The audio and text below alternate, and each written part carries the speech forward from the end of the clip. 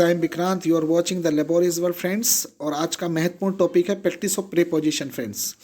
तो प्रीपोजिशन कौन सी प्रिपोजिशन कहाँ लगेगी फ्रेंड्स, कहाँ पर जो है फिक्स प्रिपोजिशन होती है फ्रेंड्स, उसके बारे में आपको एक प्रैक्टिस है जिसमें 30+ क्वेश्चन है फ्रेंड्स। ओके, यदि आप इस चैनल पर पहली बार आए, if you have come first time on this channel तो please like share and subscribe this channel. Okay friends, चलिए देखिए पहला क्वेश्चन क्या कहता है, put all the books the table. तो फ्रेंड्स आपको यहाँ पर जो ब्लैंक दे रखा है यहाँ पर भरना, यहाँ पर एट आएगा, ऑन आएगा, अपॉन आएगा, ओवर आएगा फ्रेंड्स। तो फ्रेंड्स आपको ये ध्यान रखना है, जब भी कोई चीज़ किसी चीज़ के सरफेस से टच करती है, जब कोई चीज़ किसी चीज़ के ऊपर होती है वास्तव में, तो ऐसी कंडीशन में फ्रेंड्स आपको ऑन लगाना होता है, ये आपको ध्यान रखना है। जैसे put all the books on the table कहने का मतलब है कि किताबें जो हैं आप जो है टेबल पर रख दिए, तो क्या होगा कि जब हम किताबें टेबल पर रखेंगे तो वो सरफेस होंगी, यानी जब कोई चीज़ किसी चीज़ के ऊपर होती है वास्तव में तो वहाँ पर ऑन का प्रयोग करते हैं फ्रेंड्स, ये आपको ध्यान रखना है। ओके, और एट का प्रयोग कहाँ करते हैं? एट का प्रयोग हम वहाँ करते हैं जब कोई एट का प्रयोग कहाँ करते हैं, यानी छोटे छोटे शहरों से पहले आपका एट का प्रयोग करते हैं। ओके, एट द पेज, ठीक है, एट द बोर्ड, लुक के साथ एट का प्रयोग करते हैं, लुक एट द बोर्ड बोलते हैं हम इस तरीके से, जब कोई चीज़ वास्तव में किसी चीज़ के ऊपर ना हो, केवल पर या ऊपर की अंग्रेजी महसूस की जाए, तो वहाँ पर एट का प्रयोग करते हैं फ्रेंड्स। ओके, तो ध्यान रखना है कि पुट ऑल द बुक्स, तो यहाँ पर आना क्या है फ्रेंड्स, तो यहाँ पर आएगा ऑन। ओके, नेक्स्ट आगे चलते हैं friends. Manoj told the truth his face. तो फ्रेंड्स यहाँ पर आपको बताना है कि यहाँ पे टू आएगा, विद आएगा, फोर आएगा या बाई आएगा फ्रेंड्स। तो यहाँ पर क्या आएगा आपको बताना है फ्रेंड्स कि Manoj told the truth his face. तो जब कोई व्यक्ति या टोल्ड शब्द का इस्तेमाल किया जाता है, तो जब किसी के फेस पे ओपनली या डायरेक्टली कोई बात की जाती है तो वहाँ पर फ्रेंड्स टू का इस्तेमाल किया जाता है, ये आपको ध्यान रखना है। काय का? टू का इस्तेमाल किया जाता है फ्रेंड्स। जब हम किसी के फेस पे या ओपनली या डायरेक्टली कोई बात कहते हैं तो वहाँ पर आपको टू का इस्तेमाल करना है फ्रेंड्स, टू। तो Manoj told the truth to his face is right answer होगा friends. Okay, next, I was field, I was field wonder. तो फ्रेंड्स ऑप्शन दे रखा है, विद आएगा, बाई आएगा, एट आएगा, ऑन आएगा फ्रेंड्स। तो फील्ड के साथ जब फिल शब्द दिया हो, फिल का मतलब भरना होता है, और फिल के साथ जो प्रिपोजिशन आती है फ्रेंड्स वो आती है विद। आपको ये ध्यान रखना है, क्या आती है? विद। तो यहाँ पर जो राइट ऑप्शन होगा फ्रेंड्स वो होगा आपका ए, ठीक है, आई वॉज फिल्ड विद बंडर। तो राइट ऑप्शन क्या होगा फ्रेंड्स, आपको ये ध्यान रखना है। ओके, नेक्स्ट अगले प्रश्न में चलते हैं। You should learn it word. Okay, उसके बाद में क्या दे रखा है? वर्ड दे रखा है। फोर आएगा, विद आएगा, टू आएगा, ऑफ आएगा फ्रेंड्स। तो आपको ही ध्यान रखना है, अगर फ्रेंड्स सेम रिपीटिंग वर्ड आता है, सेम का मतलब एक ही वर्ड जो दोबारा रिपीट होता है, जैसे वर्ड, यहाँ पर भी वर्ड, तो उस सेंटेंस के अंदर जो प्रीपोजिशन आती है फ्रेंड्स वो हमेशा फोर आती है, ये बात आपको याद रखनी है। यदि सेम रिपीटिंग वर्ड है, जैसे वर्ड यहाँ पर दिया है, वर्ड यहाँ पर दिया है, तो आपको वहाँ पर प्रीपोजिशन क्या लगानी होगी फ्रेंड? फोर लगानी होगी। इस बात को आपको ध्यान रखनी है। Okay, repetition of the same words, तो आपको ध्यान रखना है काय का, यानी आपको यूज़ करना होगा फ्रेंड्स फोर। इस बात को ध्यान रखिए। यदि आप एसएससी की तैयारी कर रहे हैं, यदि आप यूपी टेट की तैयारी कर रहे हैं, यदि आप किसी भी कंपटीशन की तैयारी कर रहे हैं जिसमें इंग्लिश आती है फ्रेंड्स, तो इंग्लिश बहुत ज़रूरी हो जाती है और प्रिपरेशन का चैप्टर तो बहुत महत्वपूर्ण हो जाता है फ्रेंड्स। ओके, तो you should learn it word from word की जगह आपको यहाँ you should learn it word for word. तो यहाँ पर आपको ध्यान रखना, वर्ड यहाँ पर है, वर्ड यहाँ पर है, इसलिए सेम वर्ड का रिपीटेशन हुआ है, इसलिए इसमें सेंटेंस में क्या आने वाली? Preposition four. Okay, next, it is 8:30। उसके बाद माई वॉच।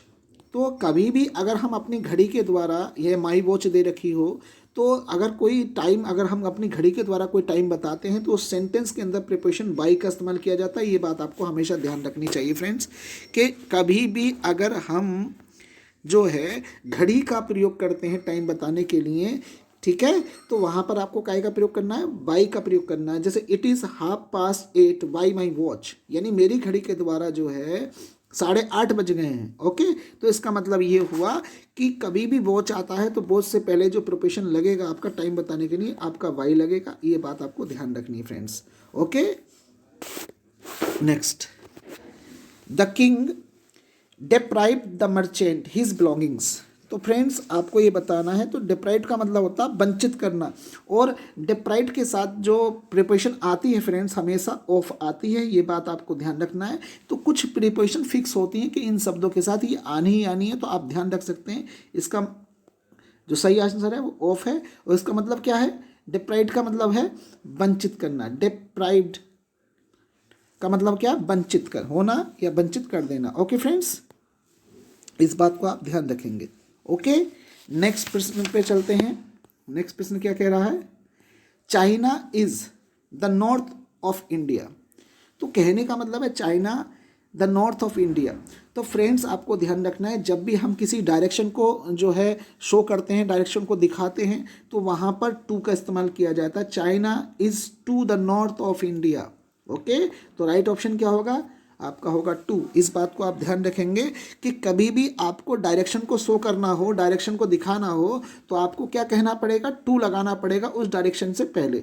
तो China is to the north of India. Okay friends, इस तरीके का ध्यान रखिएगा, जब भी कभी डायरेक्शन की बात आए तो डायरेक्शन से पहले आपको करना क्या होगा, उस से पहले आपको टू का इस्तेमाल करना होगा फ्रेंड्स। ओके, इस बात को आप ध्यान रखेंगे। Next question number 8, Sohan set the tree cemented platform. तो अब यहाँ पे देखिए फ्रेंड्स, सोहन सेट, सेट मतलब बैठ गया। अब यहाँ पर ऑप्शन दे रखे, अंडर आएगा, ऑन आएगा, विद आएगा, विद और ऑन आएगा, बाई और ऑन आएगा, अलोंग विद आएगा फ्रेंड्स। तो जब हम किसी चीज़ के नीचे होते हैं फ्रेंड्स, तो आपको ध्यान रखना है उसमें अंडर का इस्तेमाल किया जाता है, और जब हम किसी चीज़ के ऊपर होते हैं फ्रेंड्स, यानी ऊपर मतलब वास्तव में ऊपर, जहाँ पे सरफेस जो आपका टच करे, तो वहाँ पर ऑन का प्रयोग किया जाता है। तो Sohan set under the tree on cemented platform. तो सीमेंटेड प्लेटफॉर्म के आप ऊपर होंगे तो उसमें ऑन लगेगा। तो यहाँ पर जो आपका जो पहली प्रिपोजिशन आएगी वो यहाँ पर अंडर आने वाली है, और यहाँ पर आपकी ऑन आने वाली फ्रेंड्स। तो ध्यान रखना है, जब कोई चीज़ वास्तव में किसी चीज़ के ऊपर होती है, सरफेस को टच करती है, टचिंग करती है, तो वहाँ पर ऑन लगाना है। ओके, तो राइट ऑप्शन आपका ए है। Okay friends, next, Vikrant set the shade of the tree.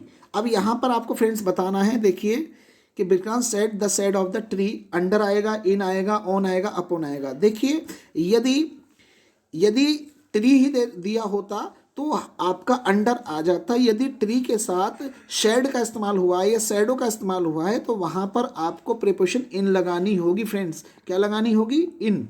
क्या, Vikrant set in the shade of the tree, यानी जो विक्रांत बैठा है वो पेड़ की छाया में बैठा है, तो जो पेड़ की छाया है तो यहाँ पर प्रीपोजिशन इन आएगी फ्रेंड्स। ओके, आपको ध्यान रखना, ट्री आता तो मैं अंडर लगाता, लेकिन ट्री के साथ एक शब्द दिया, क्या, शेड, तो यहाँ पर आपको अंडर का इस्तेमाल करना होगा फ्रेंड्स। ओके, तो देखिए सेंटेंस सेम होने की वजह से भी आप देख सकते हैं कि यहाँ पर भी ट्री है, यहाँ पर भी ट्री है। दोनों फर्क क्या आया कि वहाँ पे अंडर लगाना पड़ा, यहाँ पे इन, क्योंकि यहाँ पे ट्री से पहले क्या दे रखा है, शेड दे रखा है। शेड मतलब छाया दे रखा है। तो आप इस बात को ध्यान रखेंगे फ्रेंड्स। तो छोटी छोटी बातें हैं जो ग्रामर में आपको ध्यान रखनी होती हैं। यदि आप ग्रामर का ध्यान रखते हैं तो निश्चित रूप से आपके मार्क्स जो है ज़्यादा आएंगे फ्रेंड्स। ओके, तो राइट आंसर क्या होगा इसमें फ्रेंड्स, आपका राइट आंसर जो होने वाला है इसका वो इन होगा। ओके, यानी option B. Next question number 10 पे चलते हैं। His watch is superior. अगर सेंटेंस के अंदर superior, junior, senior, prior, interior, exterior और प्रेफर शब्द आता है, तो इनके बाद जो प्रिपोजिशन आती है फ्रेंड्स, हमेशा after that words okay to का प्रयोग किया जाता है फ्रेंड्स। टू का आपको ध्यान रखना है, इन शब्दों के बाद जो प्रिपोजिशन आएगी वो हमेशा टू आएगी। ये बात आप ध्यान रख सकते हैं कि his watch is superior to yours. तो सुपीरियर, सीनियर, जूनियर और प्रायर और प्रेफर के बाद जो प्रिपोजिशन आती है फ्रेंड्स वो हमेशा टू आती है, ये ध्यान रखेंगे। देन नहीं लगाएंगे, विद बिल्कुल नहीं लगाएंगे, बाई बिल्कुल नहीं आएगा सेंटेंस के अंदर। क्या आने वाला फ्रेंड्स, टू। क्या शब्द, अगर सेंटेंस के अंदर सीनियर दिया हो, जूनियर दिया हो, क्या दिया हो, जूनियर, जूनियर दिया हो, ओके, या फिर सेंटेंस के अंदर प्रायर दिया हो फ्रेंड्स, ओके, ये ध्यान रखेंगे। इसके अलावा कोई भी शब्द जूनियर, सीनियर, सुपीरियर, प्रेफर शब्द आता है तो उसके बाद जो प्रिपोजिशन आती है हमेशा टू आती है, ये बात आप ध्यान रखेंगे। ठीक है, ओके, तो राइट आंसर जो हो जाएगा आपका इसका बी हो जाएगा फ्रेंड्स। ओके, नेक्स्ट प्रश्न पे चलते हैं। देखिए फ्रेंड्स, जो नेक्स्ट प्रश्न है आपका क्या कह रहा है, माई ड्रेस इज डिफरेंट, उसके सेंटेंस में आगे दिया है हर्ष। तो आपको बताना है my dress is different, to आएगा, फ्रॉम आएगा, विद आएगा, ऑन आएगा। फ्रेंड्स आपको ये बताना है कि क्या आने वाला है सेंटेंस के अंदर माय फ्रेंड्स। ओके, तो आपको ये ध्यान रखना है कि जब सेंटेंस के अंदर डिफरेंट शब्द का इस्तेमाल होता है तो डिफरेंट के साथ जो है आपको जो प्रिपोजिशन लगानी होगी वो लगानी होगी आपको फ्रॉम। क्या लगानी होगी फ्रेंड्स? फ्रॉम लगानी होगी। आपको ध्यान रखना है जब ओके, तो माई dress is different from. Okay, तो इस बात को आप ध्यान रखेंगे। इस कंडीशन में आपको क्या लगानी होगी? फ्रॉम लगानी होगी। इस बात को आप ध्यान रखेंगे। Next, the matter will be looked. Okay okay भाई, फिर बाद में बाय द कमेटी, यानी जो आपका सेंटेंस दे रखा है वो पैसिव वॉइस के मूड में है। आप देख लीजिए, the matter will be looked, और लुक्ड के बाद में बाय द कमेटी, यानी जो मैटर है वो कमेटी के द्वारा जो है उसकी जांच की जाएगी, ऐसा सेंटेंस का मतलब है। तो लुक्ड के साथ इनटू का प्रयोग होता है। The matter will be looked into by the committee. Friends right option होगा आपका बी, यानी लुक्ड के साथ लुक्ड इनटू। तो लुक का मतलब वैसे देखना होता है, लेकिन लुक के साथ अगर प्रिपोजिशन जुड़ जाती है, लुक इन हो जाता है, तो उसका मतलब जांच करना होता है फ्रेंड्स। ओके, तो the matter will be looked into by the committee, तो इसका सही आंसर होगा आपका ऑप्शन बी फ्रेंड्स। ओके, आपको ये ध्यान रखना है कि जब इन्वेस्टिगेट की बात आएगी तो लुक के साथ इनटू शब्द का प्रयोग होता है, आपको ध्यान रखना है फ्रेंड्स। ओके, नेक्स्ट, अब देखिए सेंटेंस क्या कह रहा है, Mahesh will talk him later. तो ध्यान ये रखना है, टॉक के बाद यदि ऑब्जेक्ट आता है तो आपको टू का इस्तेमाल करना होता है। Mahesh will talk to him later, आपको ध्यान रखना है। या विद आएगा, इनटू आएगा, या नन ऑफ दीज आएगा, तो आपको ये बताना है फ्रेंड्स। ओके, अगर टॉक के बाद हम कन्वर्सेशन कर रहे हैं किसी व्यक्ति से तो आपको ध्यान रखना है। ओके, तो आपको क्या लगाना पड़ेगा फ्रेंड्स? आपको क्या लगाना पड़ेगा? आपको लगाना पड़ेगा टू। ओके फ्रेंड्स, आपको लगाना पड़ेगा टू। तो जब भी कोई कन्वर्सेशन हम किसी व्यक्ति से कर रहे होते हैं तो हमें जो है टू प्रिपोजिशन का यूज़ करना होगा फ्रेंड्स। राइट ऑप्शन आपका होगा ए। क्या आने वाला है इसके अंदर? ए आएगा, इस बात को आप ध्यान रखेंगे। ओके फ्रेंड्स, नेक्स्ट, अब देखिए नेक्स्ट सेंटेंस देखिए। अब देखिए क्या कह रहा, we had a talk them. अब यहाँ पर भी टॉक है और यहाँ पर भी टॉक था। यहाँ पे हमने टू लगवाया फ्रेंड्स, और यहाँ पर कुछ और प्रिपोजिशन आएगी। अब यहाँ पर क्या है, देखिए वी हैड ए टॉक, यानी टॉक से पहले आर्टिकल का प्रयोग हुआ है। आपको ही ध्यान रखना, टॉक से पहले आर्टिकल का प्रयोग हुआ है।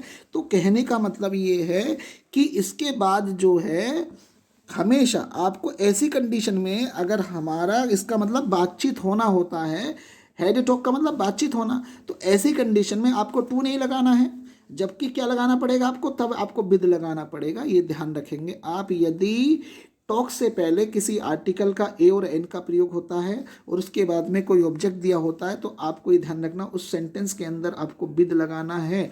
ठीक है, यदि आर्टिकल ना दिया होता इस सेंटेंस के अंदर तो आपको ध्यान रखना तब टू लग जाता फ्रेंड्स। ओके, इस तरीके से आप ध्यान रख सकते हैं। ओके, तो इस बात को आप ध्यान रखेंगे फ्रेंड्स। माई अगला सेंटेंस है, प्लीज लिसन मी। अब देखिए सेंटेंस का प्लीज लिसन मी, तो आपको ध्यान रखना है कि लिसन के साथ टू का इस्तेमाल होता है। ओके, लिसन के साथ क्या है? टू का इस्तेमाल होता है, सबको पता है, बोलते हैं लोग लिसन टू मी। तो प्लीज लिसन टू मी का मतलब आप समझ सकते हैं, बहुत ज़्यादा स्पीकिंग में यूज़ करते हैं लोग। तो इस चीज़ को ध्यान रखिए कि लिसन के बाद यदि ऑब्जेक्ट दे रखा है तो आप क्या कहेंगे? उस ऑब्जेक्ट से पहले आपको क्या लगाना चाहिए फ्रेंड्स? टू लगा देना चाहिए। इस बात को, please listen to me. Okay friends, next, Meena provided money him. अब देखिए यहाँ पर प्रोवाइडेड शब्द का इस्तेमाल हुआ है कि प्रोवाइडेड।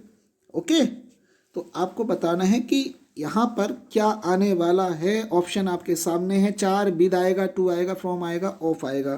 तो आपको बताना है इसमें क्या आने वाला है फ्रेंड्स। ओके, तो इसमें क्या लगाने वाले हैं? तो मीना प्रोवाइडेड मनी।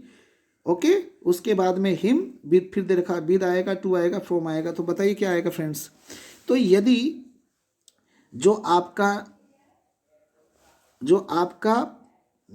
प्रोनाउन दे रखा है, यदि वो नाउन के बाद आया है तो आपको ध्यान रखना उससे पहले आपको टू लगाना है फ्रेंड्स। क्या लगाना है? Meena provided money to him, तो यहाँ पे क्या आ जाएगा? टू आ जाएगा। इस बात को आप ध्यान रखेंगे। क्या रखेंगे? तो टू आएगा। Okay, Meena provided money to him, यानी मीना ने उसको जो है पैसे दिए, प्रोवाइड किए, प्रबंध किया, जो भी है, ठीक है। तो आपको क्या ध्यान रखना है? तो ऐसी कंडीशन में टू लगाना पड़ेगा, आपको ध्यान रखना है। अब देखिए सेंटेंस नेक्स्ट देखिए इसी से, गोपाल प्रोवाइडेड हिम मनी। अब यहाँ पे देखिए, अगर प्रोवाइडेड के बाद तुरंत ऑब्जेक्ट आ जाता है, ठीक है, एक होता है डायरेक्ट ऑब्जेक्ट, ओके, एक होता है इनडायरेक्ट ऑब्जेक्ट। तो अगर आपको यहाँ दोनों बातों में अंतर समझना हो तो आप ये समझिए कि प्रोवाइड के बाद नॉन लिविंग थिंग आती है और उसके बाद में लिविंग थिंग आती है, तो आप टू लगाएंगे। जैसे अगर मैं ये कहूँ मनी क्या है? नॉन लिविंग है, और ये हिम क्या है? लिविंग है, तो ऐसी कंडीशन में आपने टू लगा दिया। और यहाँ पे देखिए क्या है, गोपाल प्रोवाइडेड हिम, तो प्रोवाइडेड के बाद क्या है? हिम क्या है? ये लिविंग थिंग ऑब्जेक्ट है, और मनी क्या है? नॉन लिविंग है। तो ऐसी कंडीशन में आपको क्या लगाना पड़ेगा? तब आपको विद लगाना पड़ता है। तो दोनों में फ़र्क आपको समझना पड़ेगा फ्रेंड्स। यहाँ पर विद लगेगा और वहाँ पर टू लगेगा।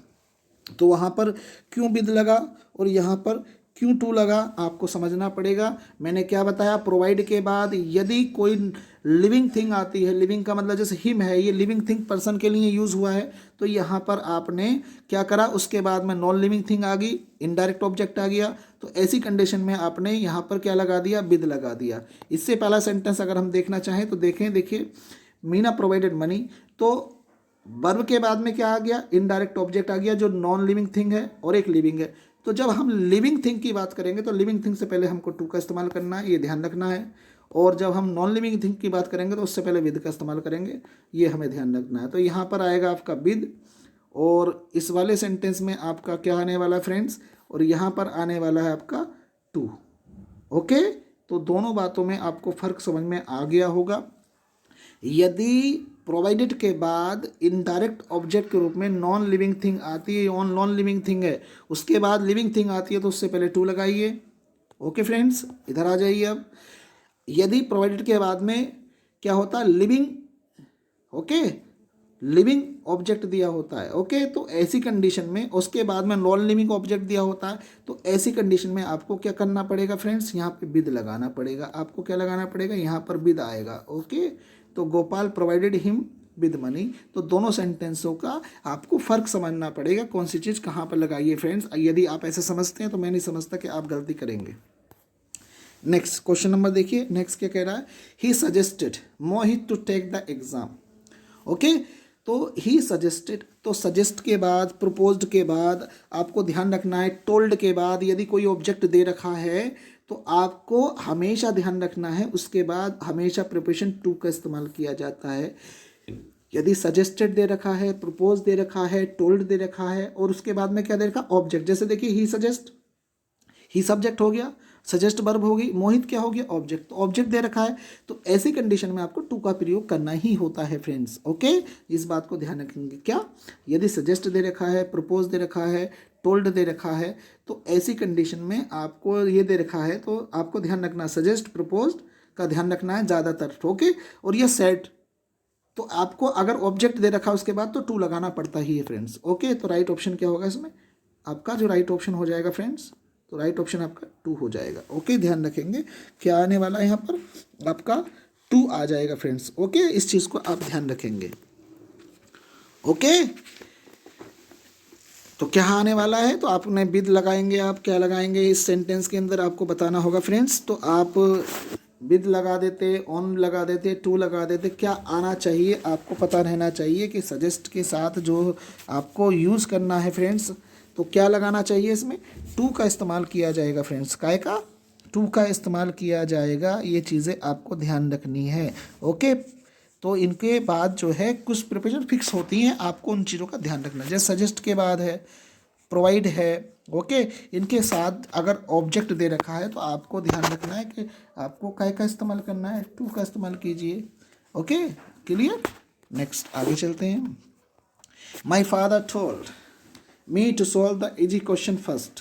अब देखिए सेंटेंस में यदि टोल्ड दे रखा हो, क्या दे रखा हो? टोल्ड, ओके, और उसके बाद ऑब्जेक्ट दे रखा हो। अगर सेट दे रखा है और उसके बाद ऑब्जेक्ट दे रखा है तब तो टू लग जाता है, लेकिन यदि सेंटेंस में टोल्ड दे रखा है उसके बाद ऑब्जेक्ट दे रखा है, ओके, तब तो कोई प्रिपरेशन की जरूरत नहीं पड़ती सेंटेंस में। देखिए, my father told me to solve the easy question first, यानी मेरे पिताजी ने मुझसे इजी क्वेश्चन, जो सरल क्वेश्चन है, उनको पहले हल करने के लिए कहा। ओके, तो राइट ऑप्शन क्या होगा इसका friend? No preparation is required here, यानी कोई भी प्रिपरेशन यहाँ पर नहीं लगेगी, क्योंकि टोल्ड के बाद में ऑब्जेक्ट भी दे रखा है और टोल्ड के बाद टू का इस्तेमाल नहीं किया जाता। यदि सेड दिया होता, क्या दिया होता? यदि सेड दिया होता और उसके बाद ऑब्जेक्ट मी दिया होता तो सेड की जगह सेड टू का इस्तेमाल करना पड़ता फ्रेंड्स, ये बात आपको ध्यान रखनी है। यदि सेंटेंस में क्या दिया होता? सेड दिया होता और सेड के बाद में ऑब्जेक्ट दिया होता, मी, हिम, कुछ भी होता, तो तब हमें सेड की जगह सेड टू का इस्तेमाल करना पड़ता। टोल्ड के बाद टू का इस्तेमाल नहीं होता फ्रेंड्स, ये बात आपको ध्यान रखनी है। तो राइट ऑप्शन आपका डी हो जाएगा। ओके, नेक्स्ट प्रश्न पे चलते हैं। He proposed me to take my child for a walk. अब यहाँ पर फ्रेंड्स आपको बताना है, विद आएगा, टू आएगा, बाई आएगा, इन टू आएगा। बताइए जल्दी से फ्रेंड्स कि यहाँ पर क्या आना चाहिए, कि यदि सेंटेंस में प्रपोज दिया हो, यदि सेंटेंस में प्रोवाइड दिया हो, यदि सेंटेंस में टू दिया हो, तो ऐसी कंडीशन में क्या आना चाहिए, आपको ध्यान रखना है। तो ऐसी कंडीशन में आप क्या लगाने वाले हैं, अगर आ जाए सेंटेंस के अंदर, तो आपको ध्यान रखना है ऐसी कंडीशन में फ्रेंड्स टू आएगा। राइट आंसर क्या होगा फ्रेंड्स? टू आएगा। क्या आएगा? टू। ओके, क्या आएगा? टू। ओके फ्रेंड्स, नेक्स्ट आगे चलते हैं। अगला प्रश्न क्या करा? She said me to be upfront in my attitude.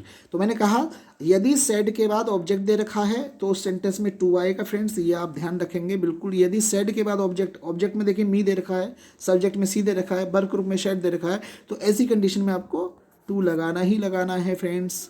Okay, इस बात को आप ध्यान रखेंगे।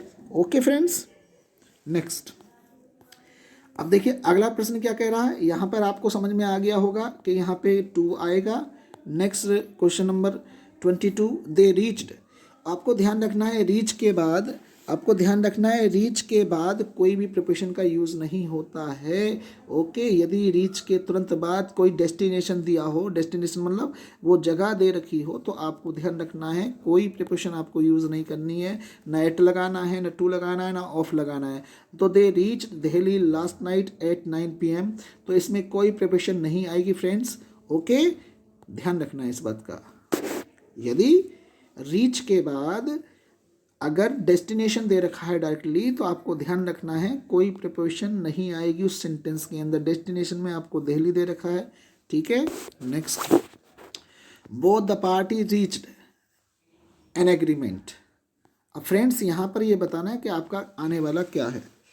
ओके, तो अगर सेंटेंस में रीच के बाद एन एग्रीमेंट दिया हो या एन एग्रीमेंट आ जाए सेंटेंस के अंदर, तो आपको ध्यान रखना है अगर रीच के बाद एग्रीमेंट दे रखा है तो उस सेंटेंस में एट का प्रयोग किया जाता है। ये बात आप हमेशा याद रखिए। क्या रखिए कि यदि रीच दे रखा हो, रीच के बाद एग्रीमेंट शब्द दिया हो, एन एग्रीमेंट शब्द दिया हो, तो आपको वहां प्रीपोजिशन एट लगानी है, fix preposition friends. Okay, next अब देखिए विक्रांत एंड उपासना गो, उसके बाद में होम लिखा है, to into by no preparation. आपको ये ध्यान रखना है कि होम के पहले, किसके पहले आपको ध्यान क्या रखना है फ्रेंड्स? होम के पहले टू प्रिपरेशन का यूज़ नहीं किया जाता है। होम लिख रहा है तो होम से पहले क्या यूज़ नहीं होता, आपको ध्यान रखना है, ठीक है। तो इसके बाद जो है आपको टू का प्रयोग नहीं करना है, ये आपको ध्यान रखना है। यदि सेंटेंस में होम शब्द दे रखा है तो होम से पहले आपको टू यहाँ पर नहीं लगाना है, नहीं तो बहुत से student Vikrant and Upasana go to home लगा देंगे, यहाँ पे टू लगा देंगे, जबकि यहाँ पर आपको ये ध्यान रखना अगर सेंटेंस में होम दे रखा है तो होम के साथ, ठीक है, या होम से पहले टू का प्रयोग नहीं किया जाता है। होम से पहले क्या नहीं किया जाता, यानी टू का प्रयोग नहीं होता है, तो इसलिए इसमें कोई प्रिपरेशन नहीं आएगी। सेंटेंस बिल्कुल ठीक है, राइट ऑप्शन होगा आपका डी, यानी no preparation is required here. Understand friends, इस बात को आप ध्यान रखेंगे। नेक्स्ट प्रश्न पे चलते हैं 25। I left the college eight 9 AM। यदि सेंटेंस में लेफ्ट शब्द का इस्तेमाल होता है तो लेफ्ट के बाद हमेशा प्रीपोजिशन फॉर आती है, ये बात आप ध्यान रखिए। यदि लेफ्ट का इस्तेमाल होता है तो लेफ्ट के बाद अगर प्रीपोजिशन हमेशा कौन सी आएगी, फॉर आएगी, ये बात ध्यान रखिए। और लेफ्ट का मतलब डिपार्ट से है, रवाना होने से है फ्रेंड्स। ओके, तो इस बात को आप ध्यान रखेंगे। तो सही शब्द क्या होगा इसके लिए, प्रीपोजिशन क्या आने वाली है फ्रेंड्स, तो राइट ऑप्शन आपका होगा ए। नेक्स्ट आई एग्री, उसके बाद में यू। अब ऑप्शन आपके सामने, टू लगाना है, विद लगाना है, विद इन लगाना है, फॉर लगाना है फ्रेंड्स। आपको बताना है कि इस सेंटेंस में क्या लगेगा। ओके, तो आपको ये ध्यान रखना है कि यदि हम किसी व्यक्ति से सहमत होते हैं, एनी पर्सन, जैसे यू क्या है, यहाँ पे कोई ना कोई पर्सन है ना, सेकंड पर्सन है ना। यदि हम किसी पर्सन से सहमत होते हैं तो उस सेंटेंस में आपको ध्यान रखना, उस सेंटेंस में आपको लगानी है विद। क्या लगाना है, with. I agree with you. यदि हम किसी मैटर पे सहमत होते हैं, किसी वस्तु से सहमत होते हैं, तो वहाँ पर आपको लगाना है टू। तो दोनों में देखिए, आई एग्री, यहाँ पर यू लिखा है, तो इस सेंटेंस में क्या लगा, आई एग्री विद यू। इसका मतलब क्या है आप समझ सकते हैं, मैंने क्या बताया। यदि हम किसी व्यक्ति से सहमत हैं, किसी पर्सन से सहमत हैं, तो उस सेंटेंस में प्रीपोजिशन आएगी आपकी विद। यदि हम किसी व्यक्ति से सहमत ना होकर किसी मैटर पर, किसी मुद्दे पर, किसी राय पर सहमत हैं, तो वहाँ पर प्रीपोजिशन आती है फ्रेंड्स टू। ओके, अगला एक नेक्स्ट क्वेश्चन देखेंगे तो उसमें ये चीज़ आपको क्लियर समझ में आएगी। तो यहाँ पर हम किसी व्यक्ति से सहमत हैं, आई एग्री, और यू क्या है, सेकेंड पर्सन है, तो ये व्यक्ति हुआ, तो इसमें हम क्या लगाएंगे friends, with. Okay, I agree with you, यानी मैं आपसे सहमत हूं फ्रेंड्स। ओके, अगला क्वेश्चन देखते हैं। I agree your opinion. Opinion क्या है, राय है। ओके, मैटर है, मुद्दा। ओके, तो ऐसी कंडीशन में आपको क्या लगाना पड़ेगा, आपको लगाना पड़ेगा फ्रेंड्स टू। आपको मैंने अब बताया, अगर हम किसी व्यक्ति से सहमत हैं तो आपको लगाना पड़ेगा विद। यदि आप किसी राय पर, किसी मुद्दे पर, किसी मैटर पर सहमत हैं तो आपको लगाना पड़ेगा फ्रेंड्स। ओके, क्या लगाना पड़ेगा, तब आप लगाएंगे टू। तो दोनों जगह सेम शब्द यूज हुआ, लेकिन आपको ये डिफरेंस समझना होगा कि एग्री के बाद यहाँ पर जो ओपिनियन शब्द दिया है, ये क्या है, एक राय है आपकी, यानी मैं आपकी राय से सहमत हूँ। I agree to your opinion. Okay, यदि यहाँ पर यू दिया होता या योर फादर दिया होता या पर्सन दिया होता, कोई व्यक्ति दिया होता, तो मैं यहाँ पे विद लगाता फ्रेंड्स, विद। ओके, ये चीज़ आपको समझनी पड़ेगी। ये छोटी छोटी बारीकियाँ हैं जो आपको कंपटीशन में ध्यान रखनी है फ्रेंड्स। ओके, चलिए नेक्स्ट क्वेश्चन देखते हैं। नया क्वेश्चन क्या कह रहा है, 28। ही इज़ एनॉयड मी, तो विद आएगा, टू आएगा, एट आएगा, आपको बताना है फ्रेंड्स। तो एनॉयड मी, मैंने वही बात यहाँ पर भी लागू होती है। यदि आप किसी व्यक्ति से नाराज हैं, ओके, तो आप क्या करेंगे, तो विद लगाएंगे। क्या लगाएंगे, यहाँ पर ही इज एनॉयड, उसके बाद मी, तो मी क्या है, पर्सन ही तो है ना, फर्स्ट पर्सन है। तो ऐसी कंडीशन में आपको क्या लगाना पड़ेगा, विद लगाना पड़ेगा, आपको ये ध्यान रखना है। तो आप क्या लगाएंगे, विद लगाएंगे। ओके, इस बात को ध्यान रखेंगे। तो he is annoyed with me, यानी वह मुझसे नाराज है। अब यहाँ पे देखिए, he is annoyed the mismanagement. जब हम किसी वस्तु को लेकर नाराज होते हैं, किसी चीज़ को लेकर नाराज होते हैं, तो ऐसी कंडीशन में आपको ये ध्यान रखना है। तब ऐसी कंडीशन में आपका विद नहीं आता, तब ऐसी कंडीशन में एनॉयड के साथ आता एट का इस्तेमाल। Okay, he is annoyed at the mismanagement. तो ये बातें हैं, देखिए शब्द सेम हुआ, लेकिन दोनों जगह प्रीपोजिशन क्यों अलग अलग आई, दोनों जगह आपको ये चीज़ समझनी चाहिए। यदि किसी पर्सन को लेके हम किसी पर्सन से नाराज़ हैं तो वहाँ पर हमने विद लगाया। यदि हम किसी मुद्दे को लेकर नाराज़ हो रहे हैं, किसी चीज़ को लेकर नाराज़ हो रहे हैं, तो हमने वहाँ पर एट लगाया फ्रेंड्स। तो ये देखिए छोटी छोटी बातें हैं, सेम शब्द होने पर भी हमने प्रीपोजिशन अलग लगाई, लेकिन इन बातों को अगर आप समझते हैं तो मैं नहीं समझता कि आप गलत करेंगे चीज़ों को। ओके फ्रेंड्स, नेक्स्ट आगे चलते हैं। अब देखिए, he killed a snake. Okay, he killed a snake, उसके बाद में दिया है गन, तो बाई आएगा, विद आएगा, टू आएगा, एट आएगा। फ्रेंड्स बताइएगा जल्दी, तो इसमें क्या आने वाला है। तो आपको ये ध्यान रखना है, किसी भी यंत्र से, किसी भी वेपन से पहले आपको जो प्रीपोजिशन लगानी पड़ती है वो लगानी पड़ती है फ्रेंड्स विद। ओके, आपको पता होगा किसी भी यंत्र के नाम से पहले, किसी भी आप इंस्ट्रूमेंट का नाम ले रहे हैं तो उससे पहले आपको क्या लगानी पड़ेगी, विद लगानी पड़ेगी। तो he killed a snake with a gun, तो कहने का मतलब इसमें सेंटेंस के अंदर क्या आने वाली है, ऑप्शन बाई आएगा, विद आएगा, टू आएगा या एट आएगा। तो आप क्या लगाने वाले हैं फ्रेंड्स, ऑप्शन बी, विद आएगा इसके अंदर। और विद का मतलब है जब दो चीज़ों में आपस में संपर्क बनता है, जब दो चीज़ें आपस में कांटेक्ट करती हैं तो वहाँ पर विद का इस्तेमाल किया जाता है फ्रेंड्स। ओके, और thanks for watching, like share and subscribe करना बिल्कुल ना भूलें। यदि आप इस चैनल पर पहली बार आए हैं, if you have come first time on my channel, please like share and subscribe my channel. तो जुड़ जाइए चैनल से, इसी तरह की वीडियो आपको मिलती रहेंगी फ्रेंड्स। ओके, थैंक यू, जय हिंद।